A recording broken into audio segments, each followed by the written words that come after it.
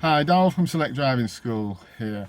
Today I'm going to do a video about Wood Lane, which is a steep hill leading into the village of Fountainhead. Now the reason I'm doing this is because currently the Halifax Test Centre is stationed at the Maltings, which is in Fountainhead, and there is a chance, relatively, well, hopefully not too high but not impossible, that you will be asked to return to the test centre via this very steep hill. Which involves quite a tricky hill start at the top of it. So I'm going to take you through entering Wood Lane, which wants to be done very carefully. We'll be doing that in a moment. And then I'm going to show you going up Wood Lane, and I'm going to give you a couple of options about how to do it.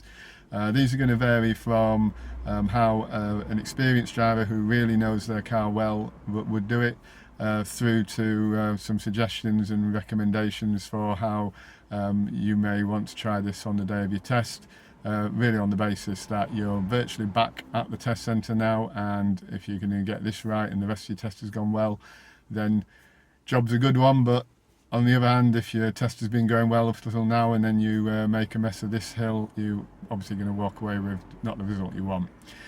Your instructor will be able to give you advice about what works best for them. They'll understand what your driving style is, also, you know, what their car is capable of.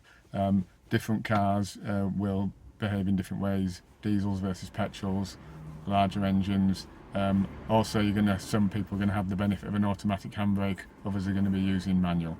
Anyway, I do hope you find it useful, and I hope for those of you that are going to be having your test between now and the middle of May, you may find it helpful, and even beyond that, it does give you a good idea how to tackle extreme hill starts. If you like the video, please click like, and please subscribe to my channel. Here we go. Thank you. Okay then, so we're approaching Wood Lane now. We can see the car in front of us is just driving into it, so obviously we're going to do the MSM routine. Now it's a little bit like going on a roller coaster, this. I would drop it down to first gear, stay well over to your left, and then nice and steady. You see how we saw that motorbike? In fact, both motorbikes are really late. Be prepared to give way to people. Crane your neck so you can see what's going in, and go over slowly. Don't try and enter that on second gear. Now we're going to come down. I'm going to do this first of all as an experienced driver. So I'm going to take second gear. I'm looking over to my left hand side across the bridge to see whether or not anyone's coming down the hill.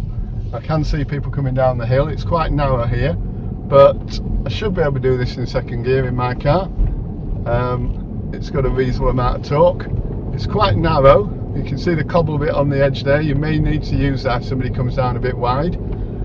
But we're going to go up second gear. We're doing around about 20 miles an hour. It's a 30 mile an hour limit, but that's more than ample. And then at the top, I'm going to use a little technique that I call clutch catch. Bit of clutch control, but basically going to catch the car. So I'm off the gas into first gear, and then coming back to the bike to just catch the car. We're going right, and then I'm just using a bit of clutch control. Now I'm keeping the revs up, okay? Don't let the revs drop. Keeping them up just about 2,000 so the car doesn't struggle too much. And then off we go. So that's second gear, down into first gear, and then ease the car through with a bit of clutch control. Your instructor will tell you whether or not he thinks his car can cope with that, and whether or not it's a technique that you should be adopting. So now we're going to try a second approach. So we'll be going back down and coming back round again. Okay, so we're going to go back down again. So again, mirror signal, and again slowing it down to first gear, going in slowly, craning our necks, trying to see over that rise, and then this time, rather than select second gear, I'm just going to keep it on first gear. This is your insurance gear. This will get you up the hill. Make sure that there's no problems. Again, we're looking over that bridge, see if anyone's coming. We're going to wait here if somebody is coming, but on this occasion we get straight through.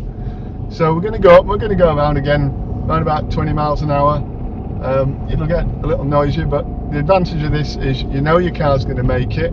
If you have to slow down, for example for these pedestrians, or move over because the car's coming down, you're not having to make that drop down to second gear. So you're improving your chances or reducing the risk of making a mistake that might be seen as a problem by the examiner. So we're going to go right again at the top because that's the turn you've been asked to make.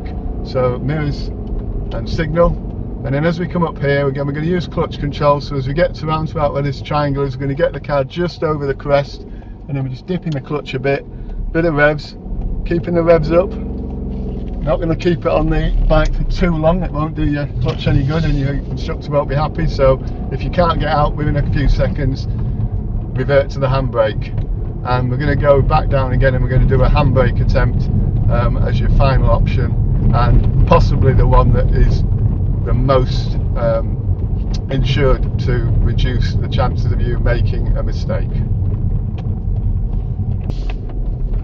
Okay, so we're going to do it again now. This time we're going to use the handbrake at the top, and this is probably the most helpful way of doing it, most secure and assured way. So again, over very slowly there, craning our neck, making sure that there's nobody coming up, and then keeping it slow. We're going to go up in first gear again, but using the handbrake at the top. You could combine this with the first approach of using second gear all the way up, or using first gear as I'm doing now.